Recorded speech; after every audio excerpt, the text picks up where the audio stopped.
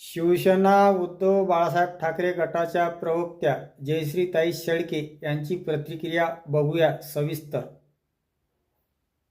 इंधन दरवाढीमुळे सर्वसामान्यांमध्ये नाराजी वाढत असल्याचे चित्र सध्या दिसून येत आहे. 15 मे ते 25 मे दरम्यान पेट्रोल आणि डिझेलच्या किमतीत टप्प्याटप्प्याने वाढ झाल्याने नागरिक, शेतकरी, कामगार तसेच लघु व्यावसायिकांच्या खर्चात वाढ झाली आहे. यामुळे दैनंदिन जीवनावर आर्थिक ताण वाढत असल्याच्या प्रतिक्रिया विविध स्तरावरून होत आहेत.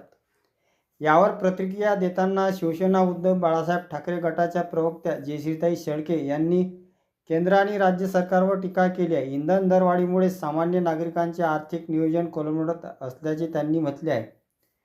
दरम्यान सरकारकडून जागतिक बाजारातील परिस्थिती, आंतरराष्ट्रीय तेल दर आणि पुरवठा साखळीतील बदलाचा परिणाम इंधन दरावर होत असल्याचे सांगितले जात आहे.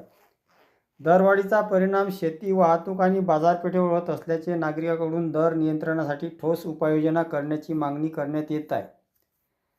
संबंधित मुद्द्यावर विविध राजकीय पक्ष आणि नागरिकांच्या वेगवेगळ्या प्रतिक्रिया समोर येत आहे. अधिकृत आकडेवारी आणि शासनाच्या भूमिकेनुसार परिस्थितीत बदल होऊ शकतो. 15 मे ते 25 मे या 10 दिवसांच्या काळामध्ये मोठ्या प्रमाणात इंधन दरवाढ करण्यात आली. सुरुवातीला 3 रुपये, मग 91 पैसे, 90 पैसे आणि आता 2 रुपये 61 पैशांनी डिझेलची दरवाढ करण्यात आली, ज्याचा फटका हा खूप मोठ्या प्रमाणात शेतकऱ्यांना, त्याचबरोबर सर्वसामान्य नागरिकांना आणि लघु व्यावसायिकांना बसतोय.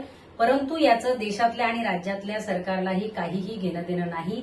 मोदींचे मित्र मात्र निर्यातीवर सूट घेऊन तेलाची निर्यात करत सुटलेले आहेत आणि एकीकडे दुसऱ्या बाजूला आपल्या देशातला सर्वसामान्य नागरिक आणि शेतकरी बांधव हा पेट्रोल डिझेलच्या रांगेमध्ये लागलेला आहे. अशीच जर दरवाढ होत राहिली तर या देशामध्ये अराजकता निर्माण झाल्याशिवाय राहणार नाही. आजची जर परिस्थिती पाहिली तर देशातलं मोदी सरकार आणि राज्यातलं फडणवीस सरकार हे सपशेल नापास झालेलं आहे.